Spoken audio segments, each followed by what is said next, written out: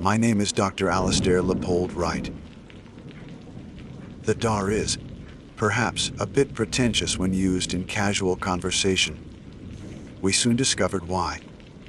But given the circumstances that have led me to pen this account, shall we say, I feel a modicum of formality is warranted.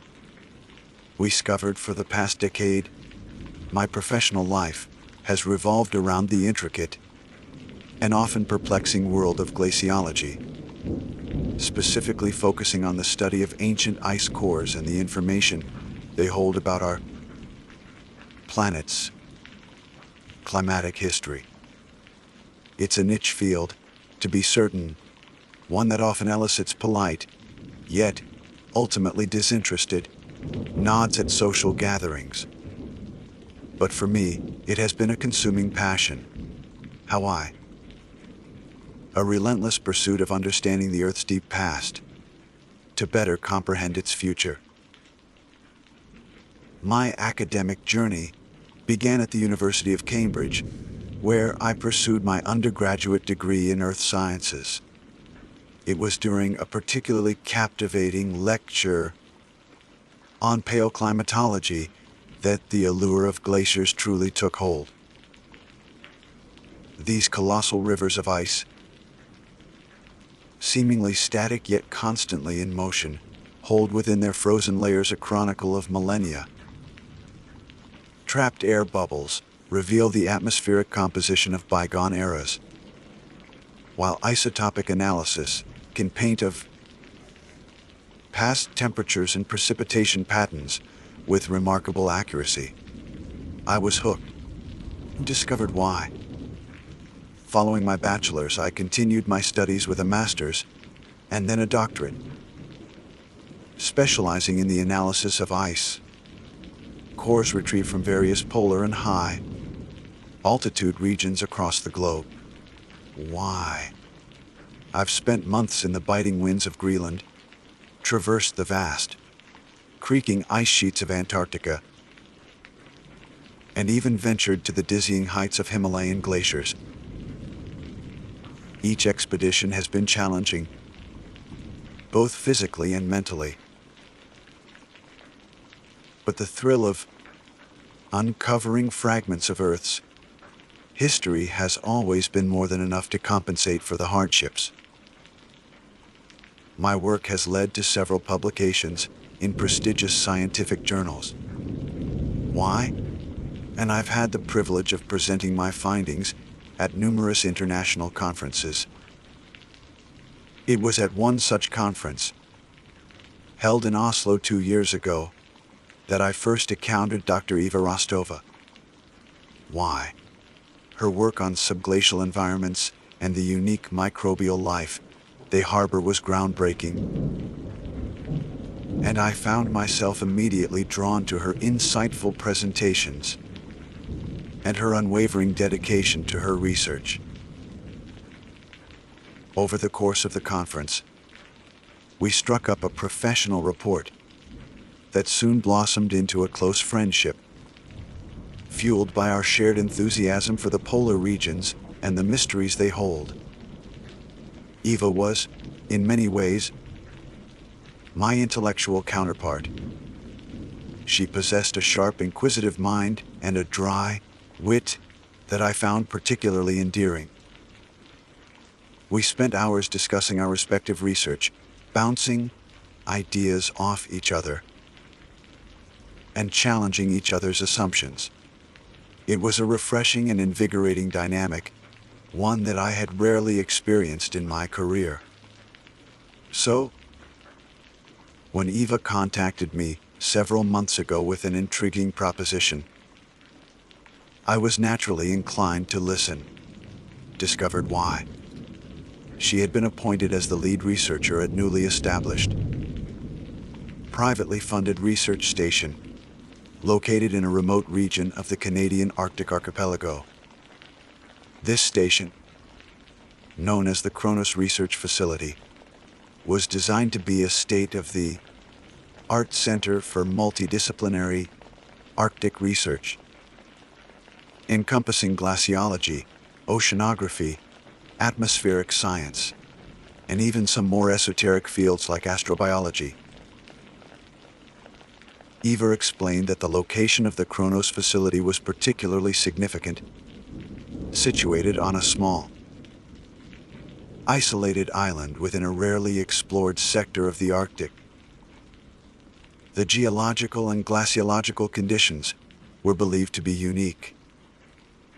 Preliminary surveys had indicated the presence of exceptionally old ice formations, potentially dating back millions of years, a veritable treasure trove of paleoclimatic data. Furthermore, there were unusual geological formations in the area, hinting at potential hydrothermal activity beneath the ice sheet, a phenomenon that could harbor unique and potentially novel forms of life.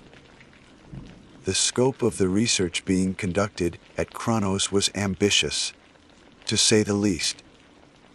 We discovered why. And Eva had been tasked assembling a team of highly skilled and specialized individuals to undertake this endeavor. She extended an invitation for me to join the team, offering me a position as the senior glaciologist, responsible for overseeing the ice core, drilling and analysis operations. The offer was tempting, incredibly so.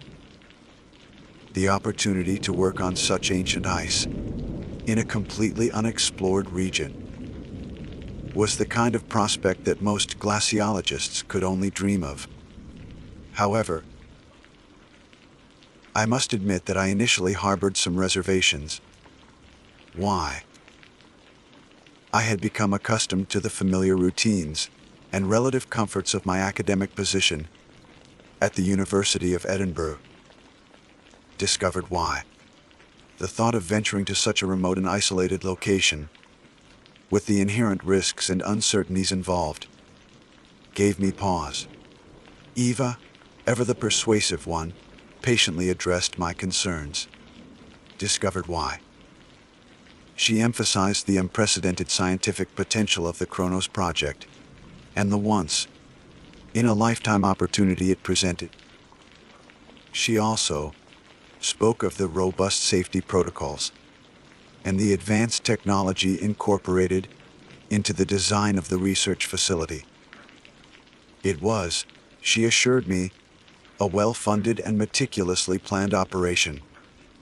Ultimately, it was the allure of the unknown, the tantalizing prospect of unraveling secrets locked within the ancient ice, that tipped the scales. After several weeks of careful consideration and numerous conversations with Eva, I accepted her offer. I submitted my resignation to the university, packed my bags, we soon discovered why, and embarked on the long and arduous journey to the northernmost reaches of the world. The journey itself was an experience.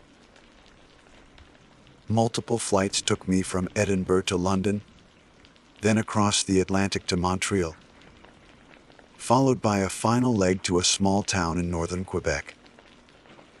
From there, I was transferred to a smaller, propeller-driven aircraft that navigated the seemingly endless expanse of snow and ice. Finally, after what felt like an eternity, I arrived at the staging point, a temporary logistical base, camp established on the mainland coast. The following morning, under a sky the color of pale steel, I boarded a heavy lift helicopter that would ferry me and a small contingent of other new arrivals to the Kronos research facility. As we ascended, the landscape below transformed into a breathtaking vista of jagged peaks, frozen fords, and vast stretches of pristine white wilderness. It was a stark and beautiful world, one that spoke of immense power and an unforgiving nature. After about an hour of flight, the helicopter began its descent. Through the swirling snow kicked up by the rotors, I could finally make out the research station. It was an impressive structure. Why? A cluster of interconnected, modular buildings perched on a relatively flat expanse of ice near the coastline of a small, rocky island. The main building was a large, two-story structure with several satellite modules radiating outwards, connected by enclosed walkways. The entire complex was elevated slightly on sturdy stilts, presumably to mitigate the effects of snowdrift and potential sea ice movement. As the helicopter landed on the designated helipad, the biting Arctic wind whipped around us, carrying with it the scent of snow and the faint metallic tang of the facility itself.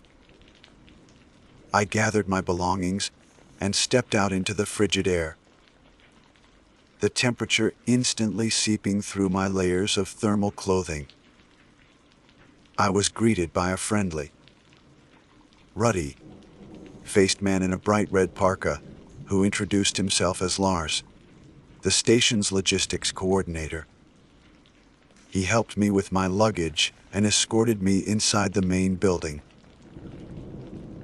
The interior was surprisingly warm and well lit, a stark contrast to the harsh environment outside.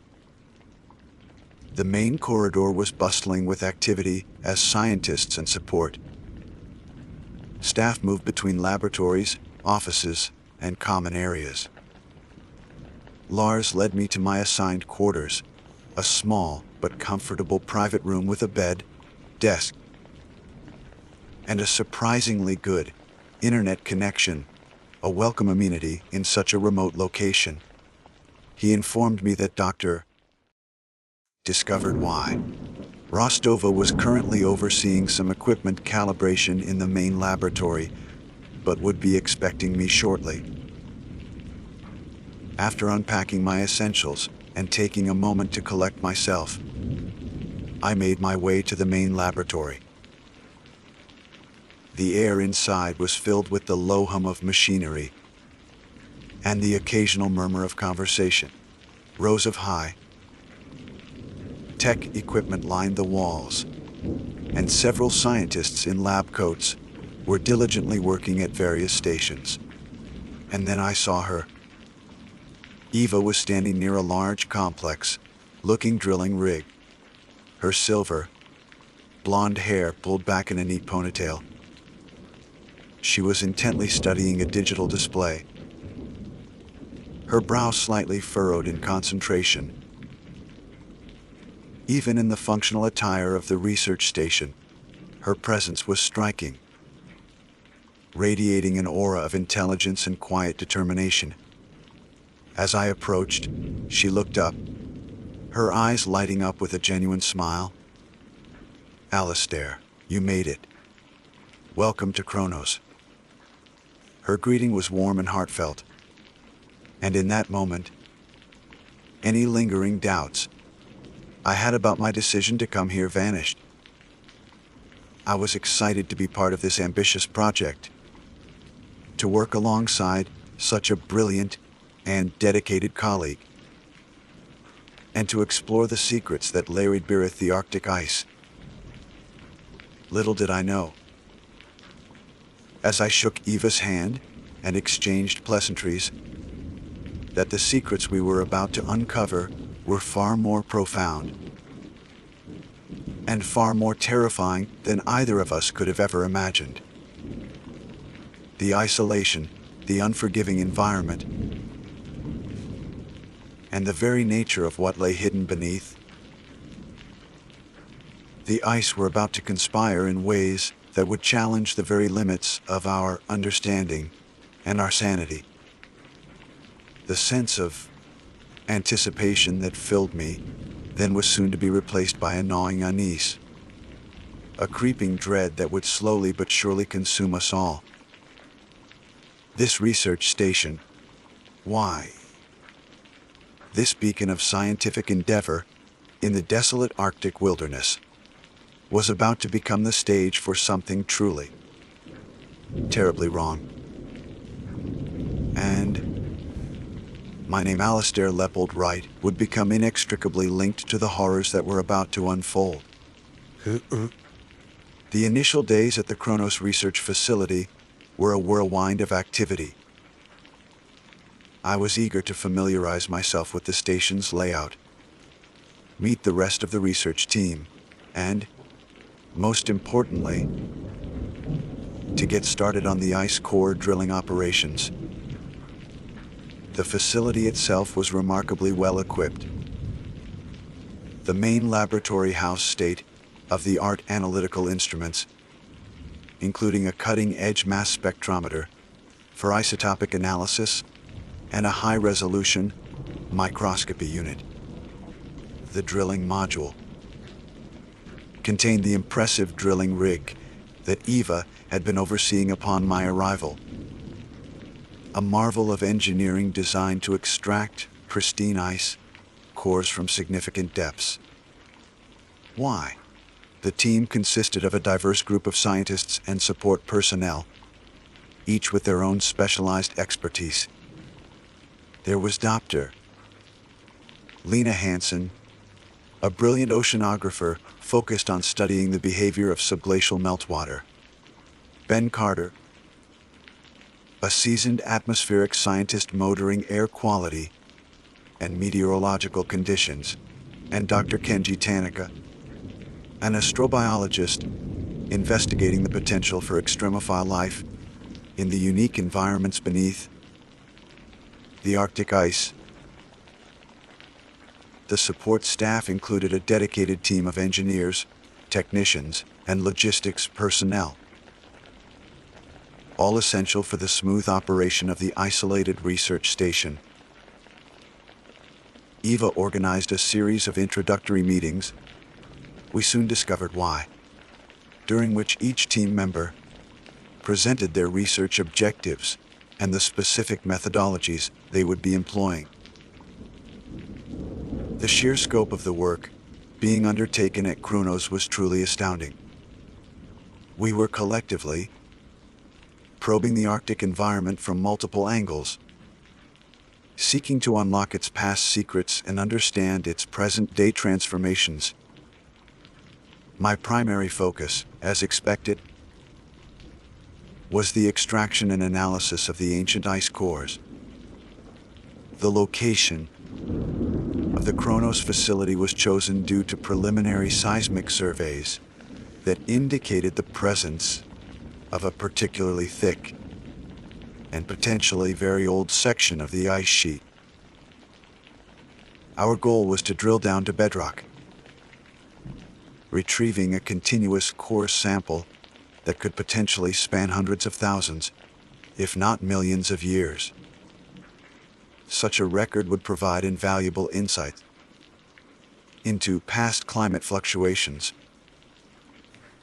and the long-term dynamics of the Earth's climate system. Why?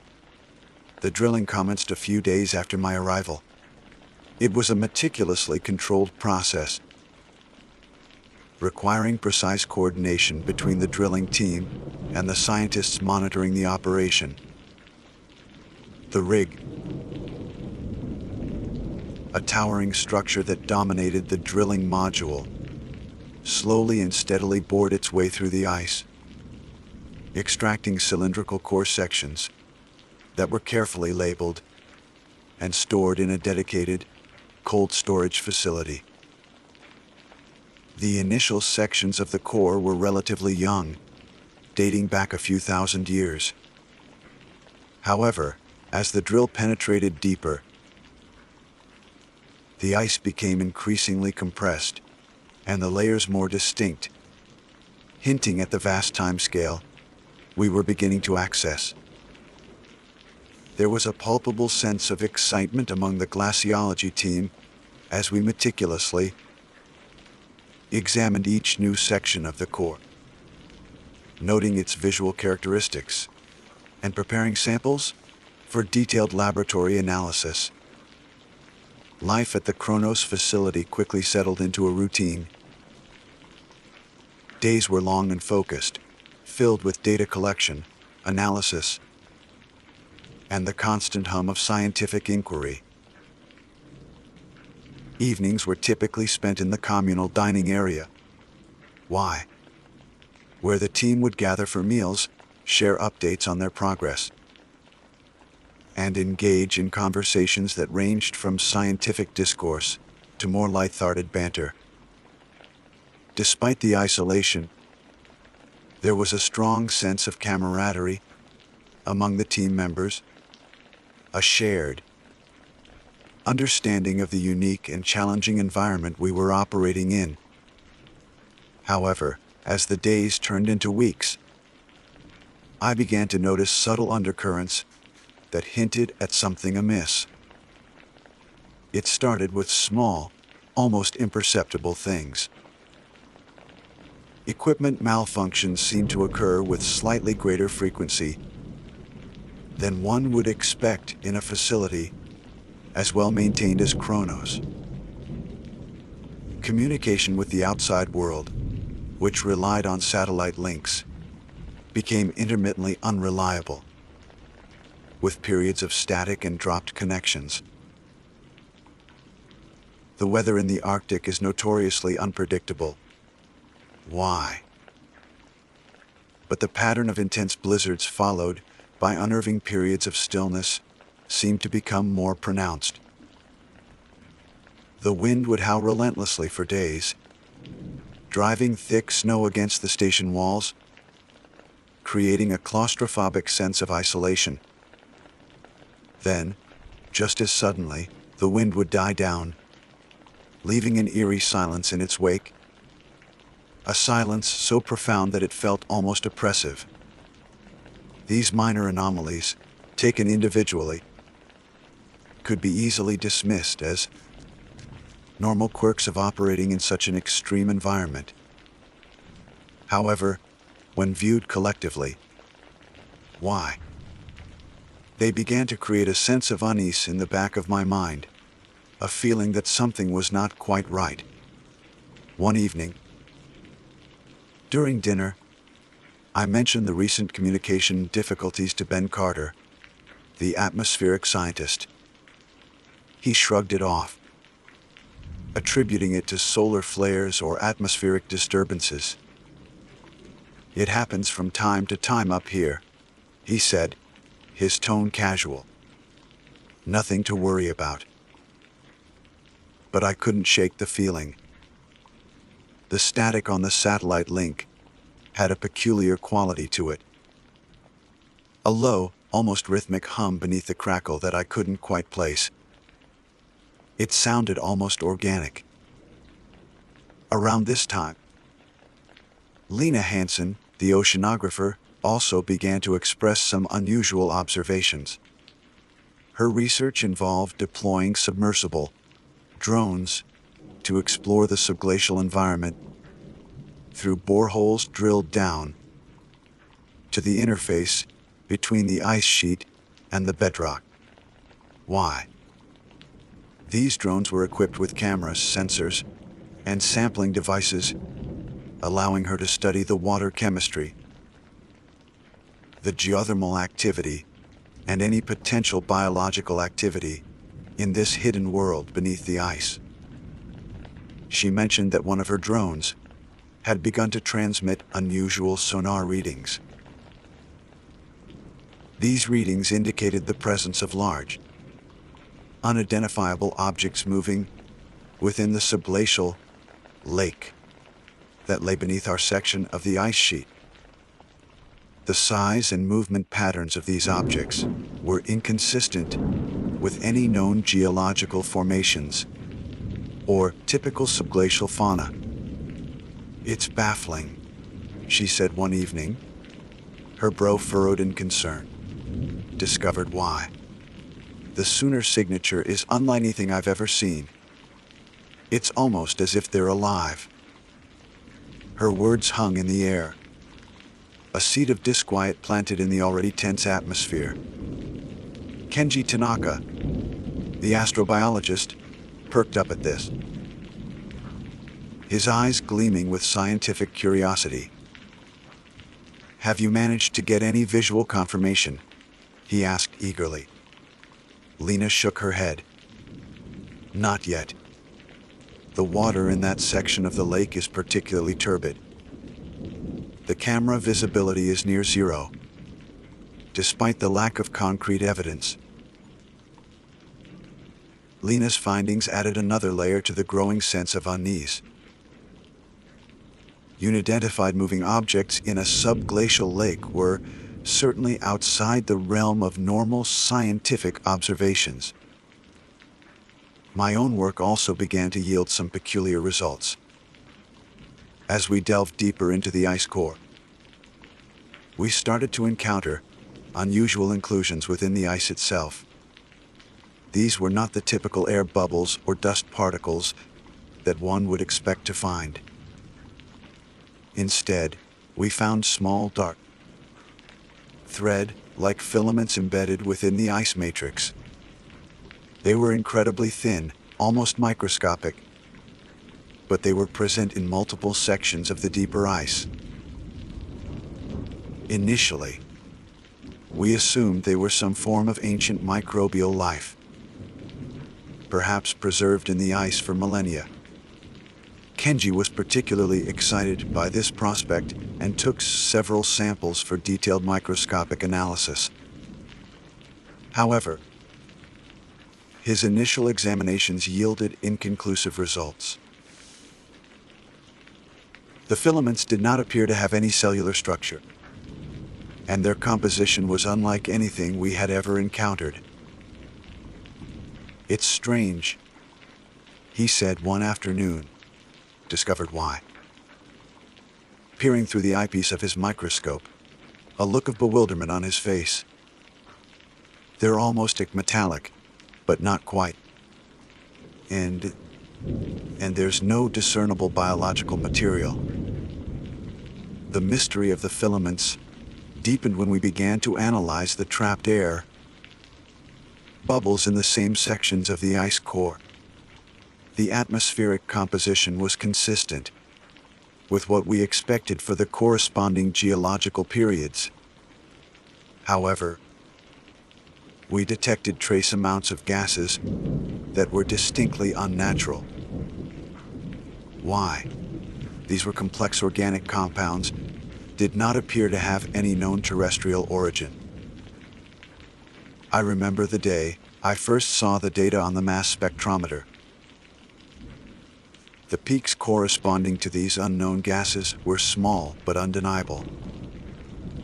I double-checked the calibration of the instrument, ran the analysis again, and got the same results. I showed the data to Eva, and her initial reaction was one of disbelief. "Are you sure there's no contamination?" she asked, her brow furrowed in concern. "Why?" We meticulously reviewed our sampling and analysis protocols, but we could find no evidence of contamination. The gases were unequivocally present in the ancient air trapped within the ice core. "This is unprecedented," Eva said. Her voice hushed with a mixture of awe and apprehension. Where could these gases have come from? We speculated about various possibilities, unknown geological processes, exotic chemical reactions, but none of our hypotheses seemed entirely satisfactory. The presence of these unusual gases, coupled with Lena's sonar readings and Kenji's mysterious filament, began to paint a picture that was increasingly unsettling.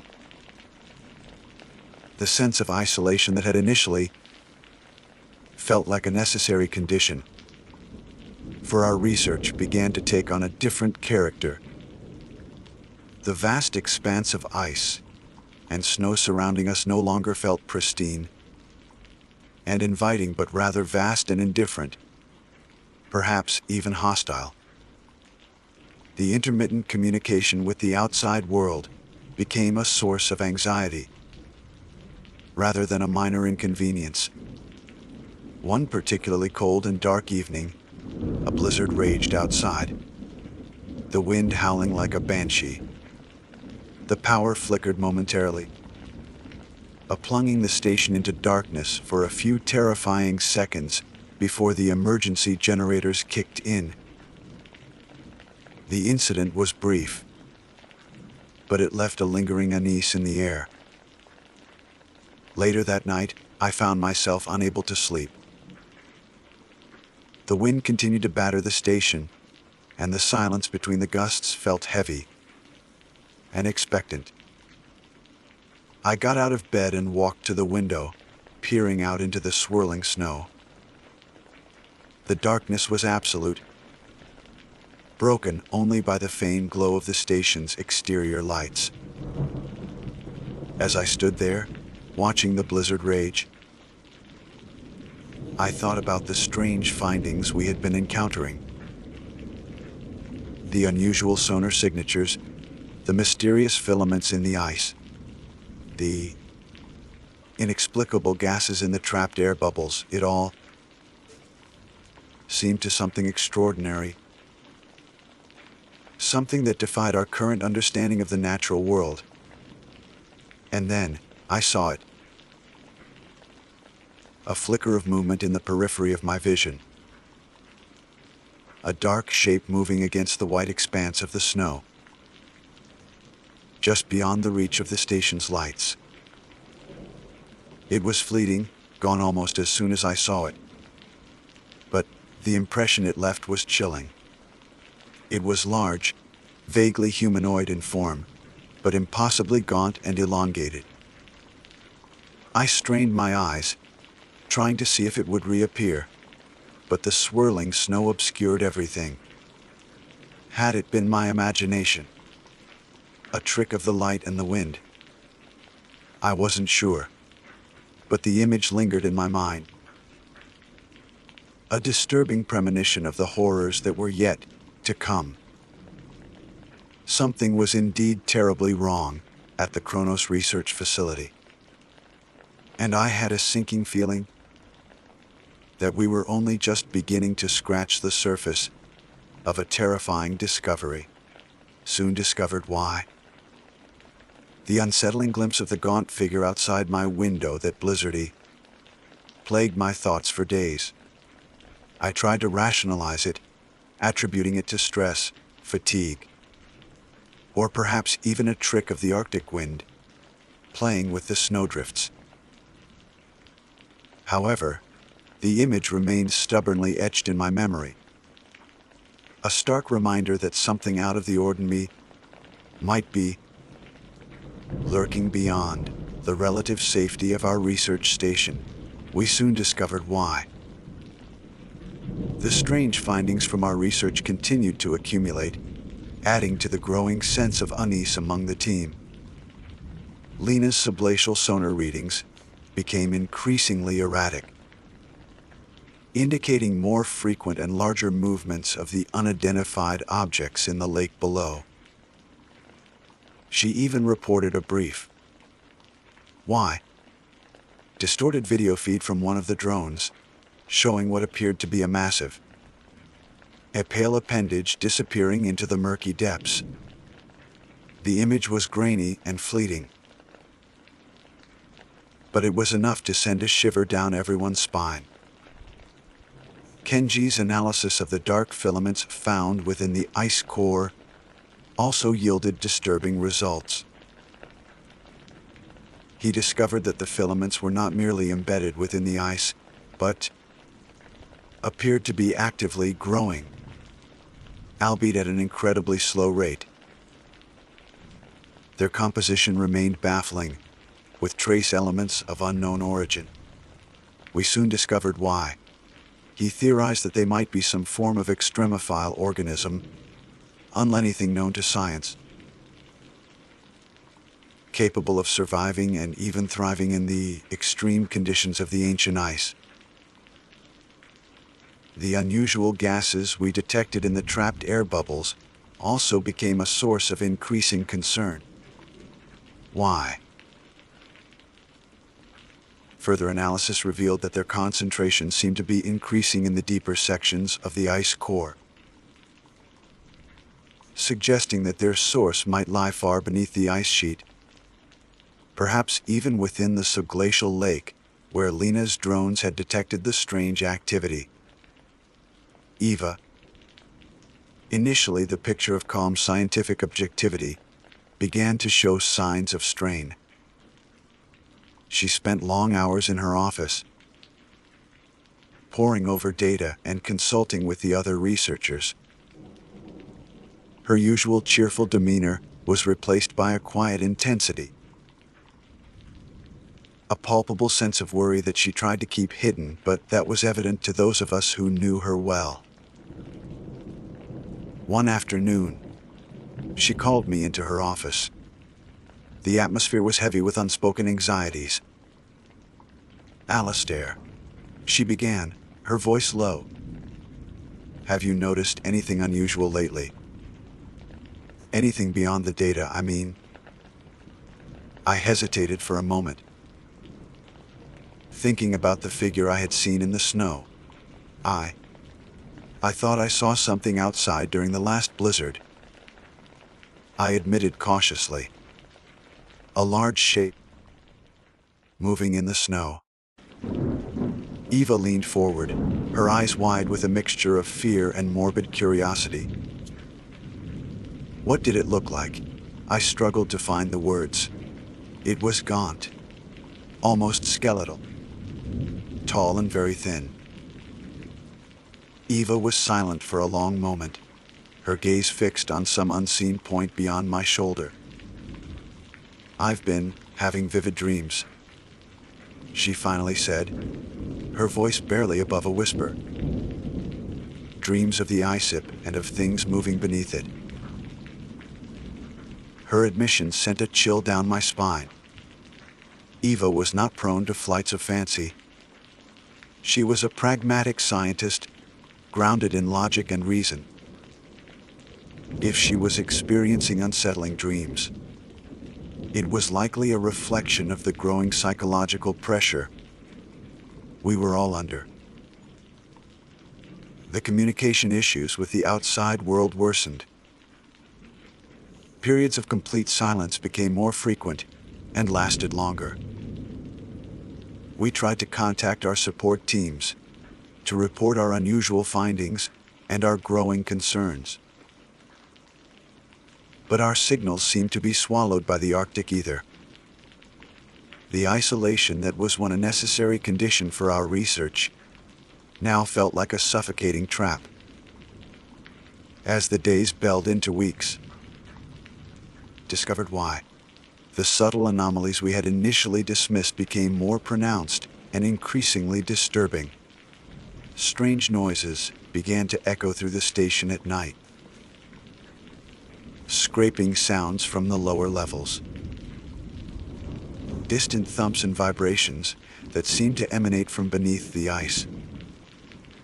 We checked the facility thoroughly, but we could find no discernible source for these unsettling sounds. The behavior of some of the team members also began to change. A quiet technician named Marcus started acting increasingly withdrawn and paranoid, muttering about shadows in the periphery and refusing to sleep. Another researcher, a normally jovial geophysicist named Ingrid, became uncharacteristically irritable and prone to outbursts. The close quarters and the mounting pressure were clearly taking their toll on everyone. The once strong sense of camaraderie began to fray, replaced by a tense and fearful atmosphere. We tried to maintain a semblance of normalcy,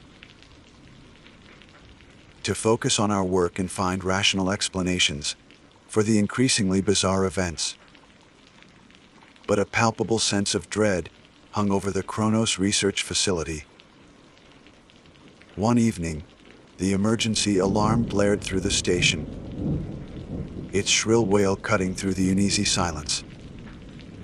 Panic erupted.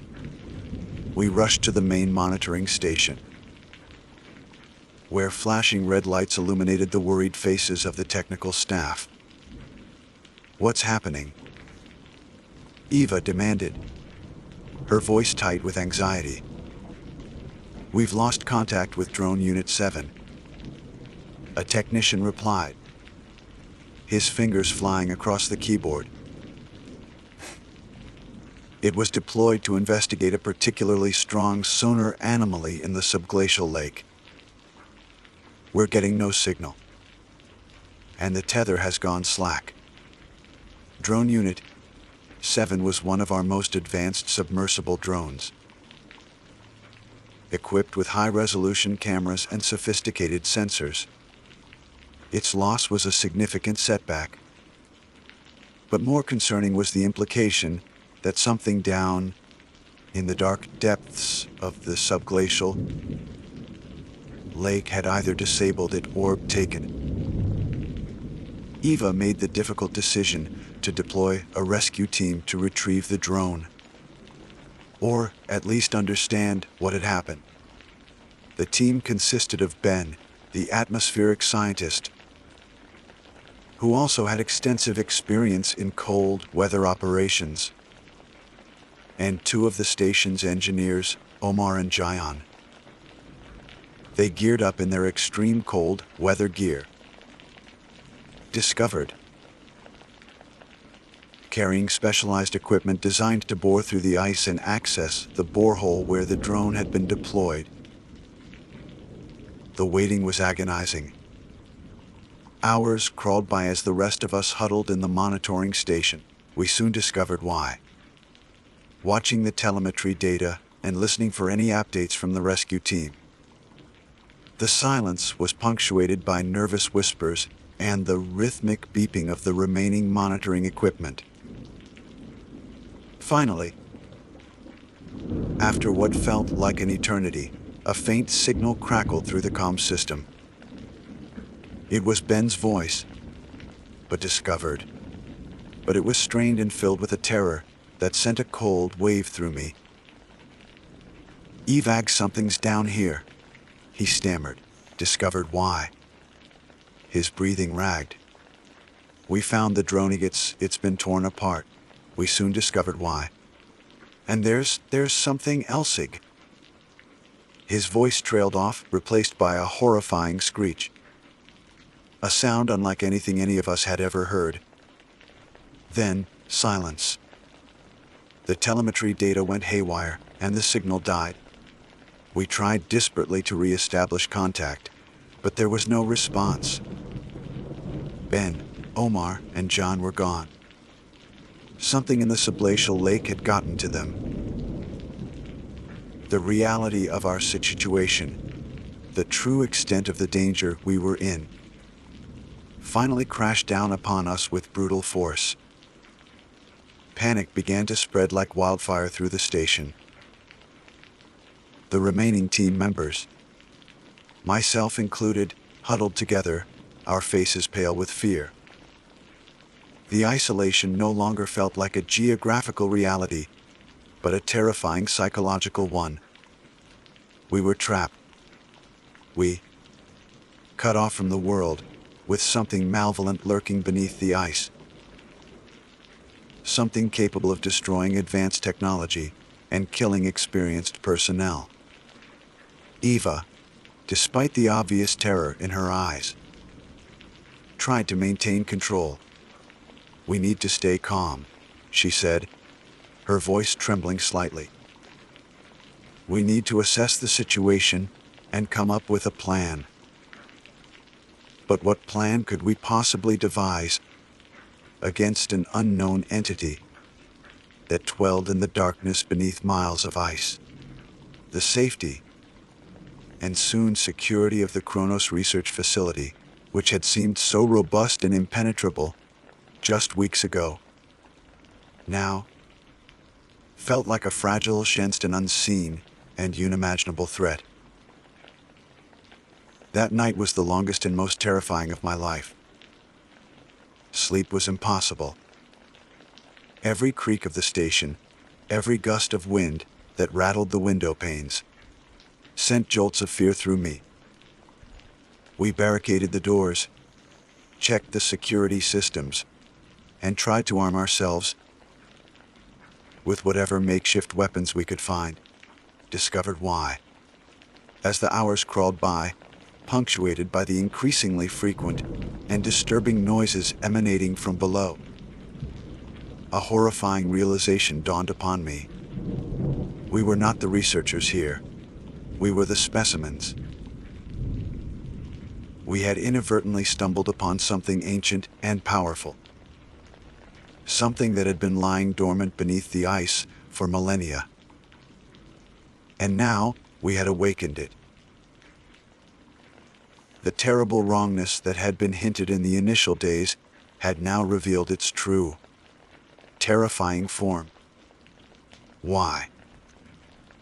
The scientific curiosity that had brought us to this desolate corner of the world had led us to the brink of unimaginable horror. Discovered why.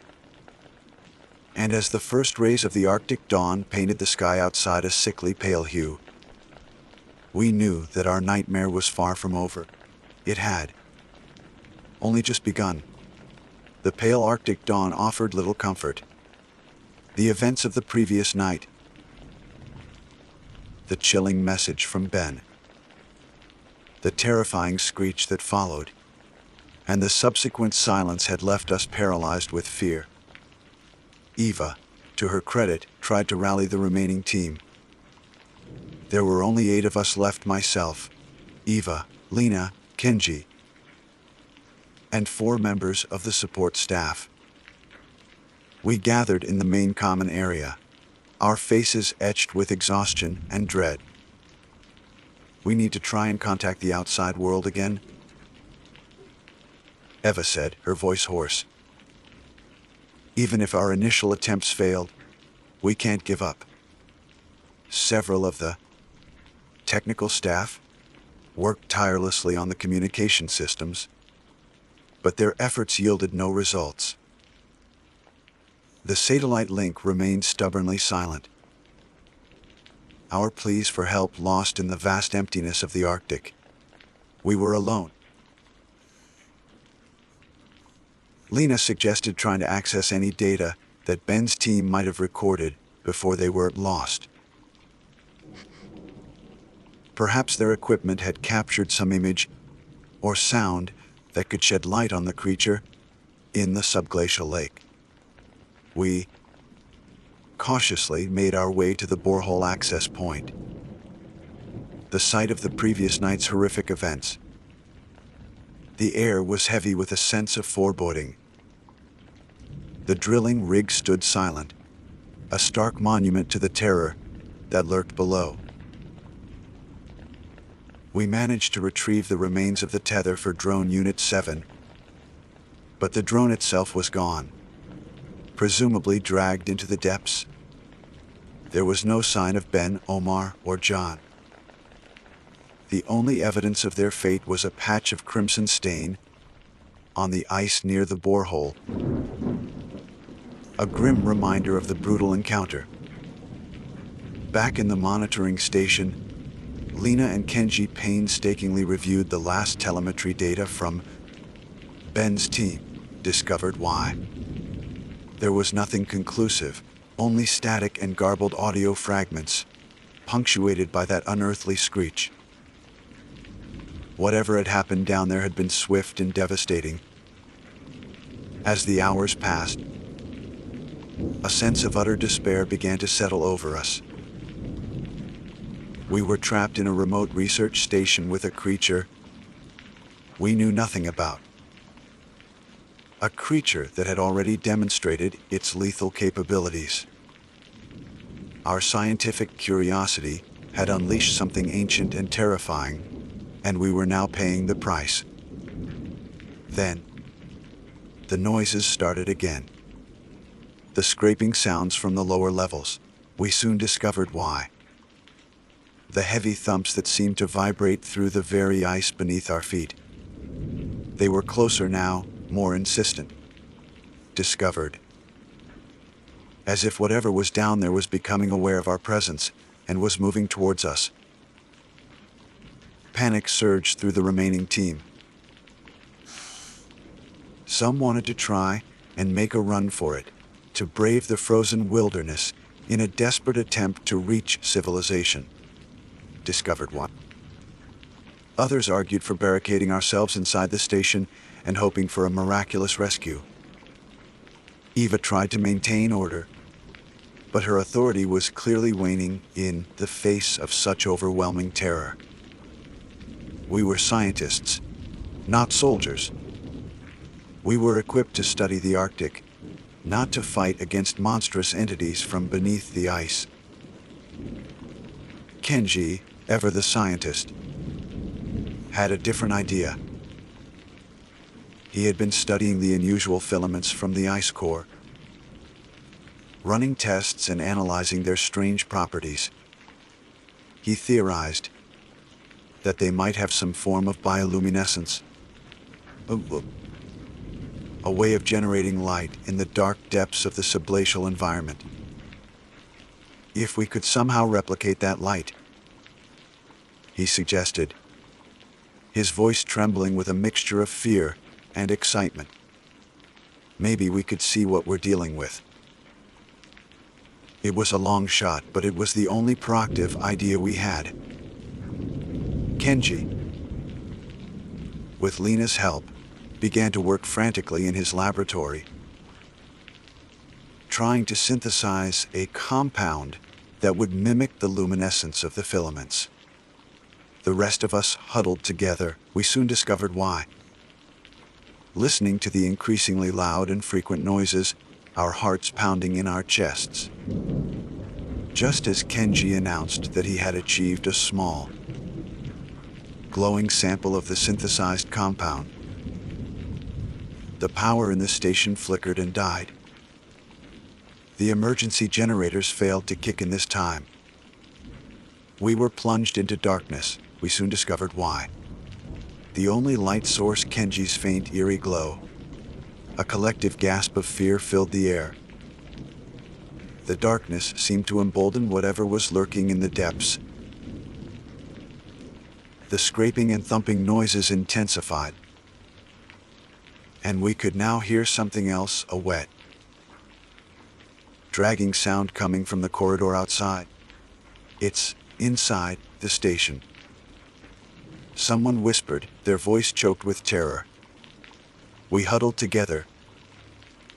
Kenji's glowing sample held aloft like a beacon in the darkness. The dragging sound grew closer, and then we heard it, a low, guttural growl, followed by a series of sharp, clicking sounds. A section of the wall in the corridor buckled inwards, splintering with a sickening crack. A moment later, a monstrous shape tore through the weakened wall, filling the corridor with its immense bulk. The faint light from Kenji's sample illuminated it just enough for us to glimpse its horrifying form. It was vaguely humanoid, as I had briefly seen in the blizzard, but far larger and more grotesque. Its skin was pale and translucent, stretched taut over a skeletal frame. Its limbs were elongated and ended in sharp, claw-like appendages. Its head was elongated and featureless, save for a gaping maw filled with rows of needle-like teeth, too large, black, unblinking eyes that seemed to absorb all light. The creature let out another deafening screech, the same horrifying sound that Ben had uttered before his demise. Panic erupted. People screamed and scattered, desperate to escape the monstrous apparition. I found myself frozen in place, unable to tear my gaze away from the creature. Its eyes fixed on me, and I felt a primal terror grip my soul. It took a step towards me, its claws clicking on the metal floor. Eva, with a bravery I never knew she possessed, discovered why. grabbed a fire extinguisher from the wall, and discharged it at the creature's face. The cloud of white foam momentarily disoriented it, giving us a precious few seconds to react. "Run!" she screamed, shoving me towards a nearby laboratory.